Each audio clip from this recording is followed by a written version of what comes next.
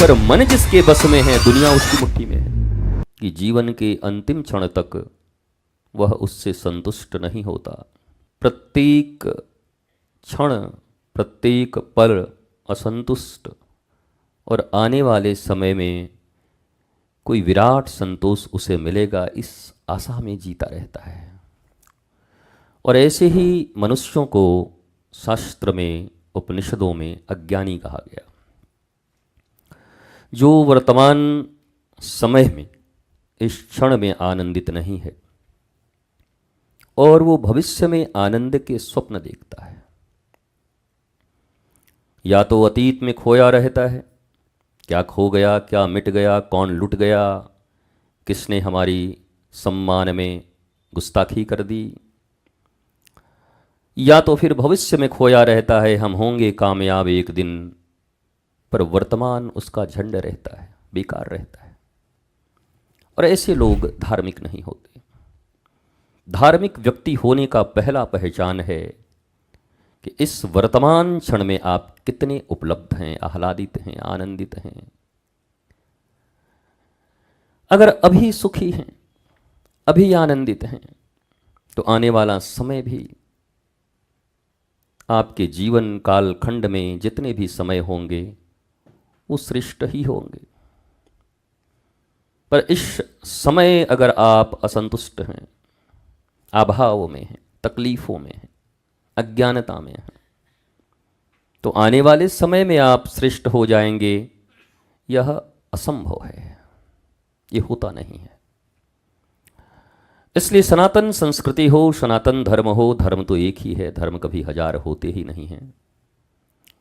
हमारे यहाँ भगवान शंकराचार्य ने एक बहुत पवित्र श्रेष्ठ बात कही, धर्म की जय हो, अधर्म का नाश हो, प्राणियों में सद्भावना हो, विश्व का कल्याण हो। किसी स्पेसिफिक धर्म के विषय में उन्होंने नहीं कहा, होता भी नहीं है। इस संसार में लाखों संप्रदाय हैं, एक दो नहीं है, लाख, कई लाख। 3 लाख तो 40 साल पहले ही थे, अब पता नहीं और कितने बढ़े होंगे। उप उप उप उप शाखाएं प्रशाखाएं बढ़ती जाती हैं। पर जब सत्य एक होता है तो धर्म दो कैसे हो सकता है, किस दृष्टि से हो सकता है? धर्म शब्द के साथ कभी कोई विशेषण नहीं लगता। ये धर्म माने ही समग्रता, धर्म माने ही सब कुछ। पर जब हम छोटे छोटे छोटे छोटे छोटे छोटे छोटे छोटे छोटे छोटे छोटे छोटे कास्ट, क्रीड, सेक्ट, रिलीजन में बढ़ते हैं तो अपना अपना एक बनाने लगते हैं। धीरे धीरे धीरे धीरे धीरे धीरे धीरे धीरे छोटा छोटा बनाते रहते हैं। और वर्तमान समय में तो आप अगर अरबपति हो तो नया भगवान भी बना दो, क्या फर्क पड़ता है? उठा लो कहीं पे, बाजार लगवा दो, कहीं पे भी सजा दो और घोषणा कर दो कि यही भगवान है। कौन तुम्हें रोकने आता है? संविधान में रोक है नहीं, तुम जिसको कहो उसको बना दो। किसी मनुष्य को ही कह दो ये भगवान है, कौन रोकेगा तुम्हें? और होता भी है। भगवत्ता तो भगवान सड़भग जिसके भीतर में है उसे ही भगवान कहते हैं। परेशानी भारतीयों के साथ क्या है? अधजल गगरी छलकत जाए। ये ज्ञान के मामले में बड़े संक्षिप्त हैं, छोटे हैं, पर भाषण इनके लंबे हैं। जब ज्ञान आहरण करने का समय था तब ये पतंग उड़ा रहे थे, तितलियां पकड़ रहे थे और माल पानी कमाने में लगे हुए थे। पर इनको भाषण देने को कहो तो शंकराचार्य बैठे रह जाएंगे, ये भाषण दे देंगे।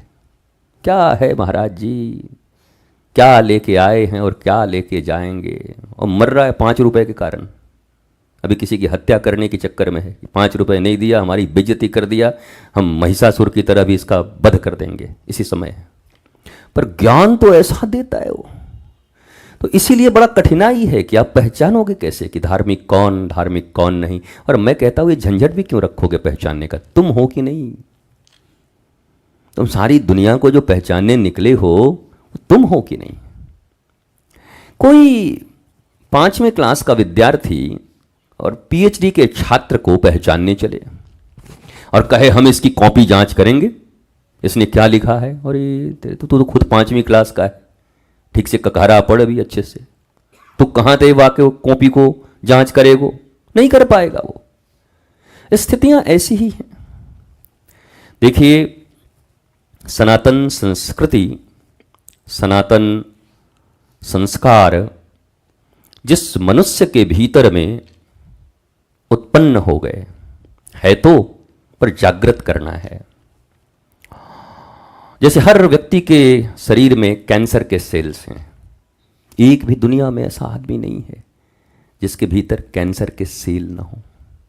बस जब वो एक जगह एक्युमुलेट होते हैं ना, एक जगह जमा होते हैं, तो first, second, third, fourth and gone stage आता है और उसके बाद वो चल नहीं है, ऐसी बात नहीं है।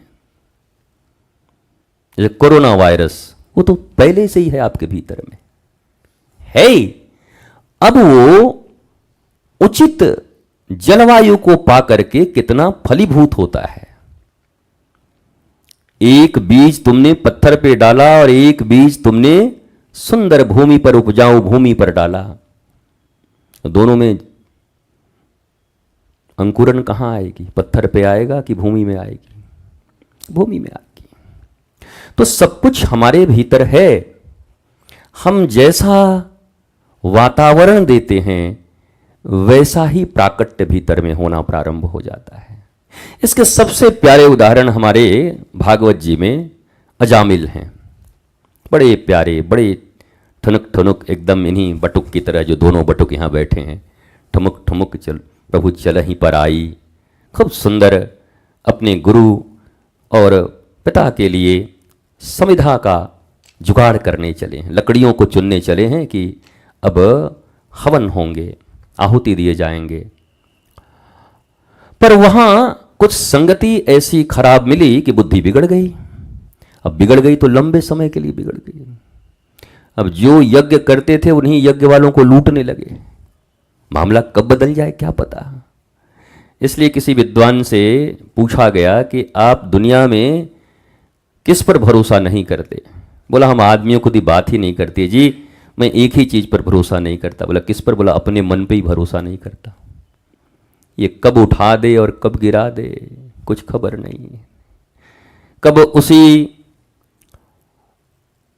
अयोध्या के महल में रह करके भगवान श्री राम को दुग्धपान करा दे कैकई, और कब अपने ही पति, अपने पुत्र और भगवान के लिए घातक बन जाए, कौन बता सकता है।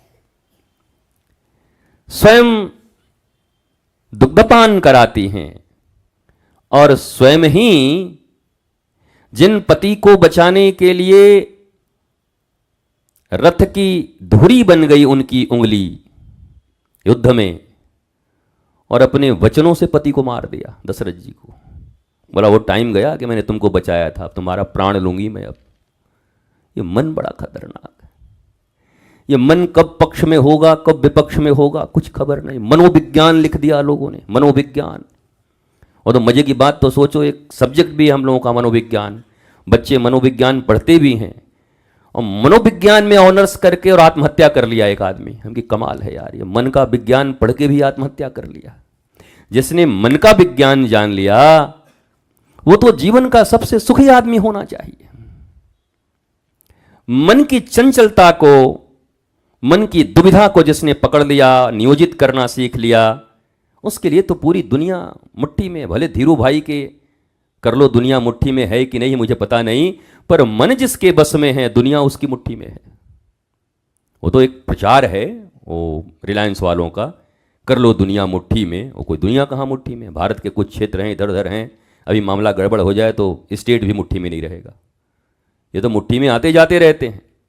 पर वास्तव में मन को जिसने अपने नियंत्रण में ले लिया, या मन के विज्ञान को नियंत्रण में लेने का दो अर्थ होता है। देखो, एक होता है दमन, लाठी डंडा मार के कूट पटक के अंदर, अब कब तक?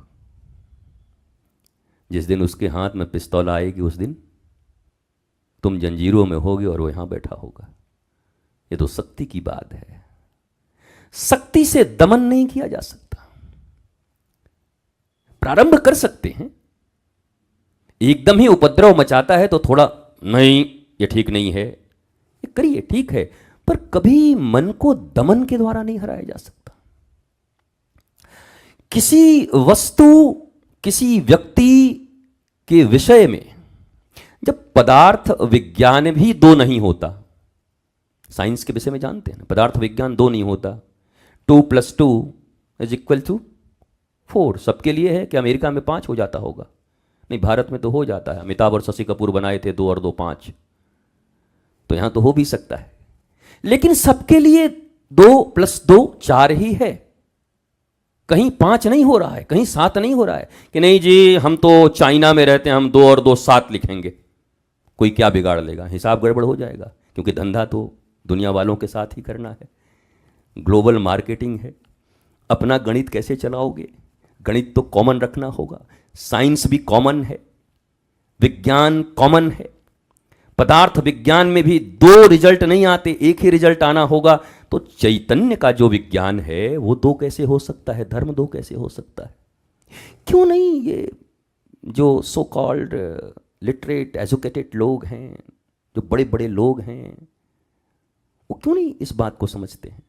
ये क्यों नहीं पूछते आप? जब पदार्थ का विज्ञान 2 नहीं हो सकता तो इस चैतन्य का विज्ञान 2 कैसे हो सकता है?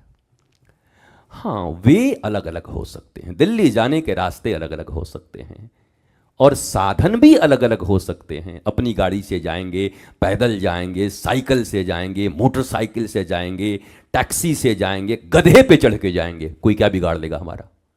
एक गधा लाएंगे, गधा पे बैठ के जाएंगे, दिल्ली जाना है। तो ये साधन अलग हो सकते हैं, रास्ते अलग हो सकते हैं, परंतु दिल्ली अलग नहीं होगा।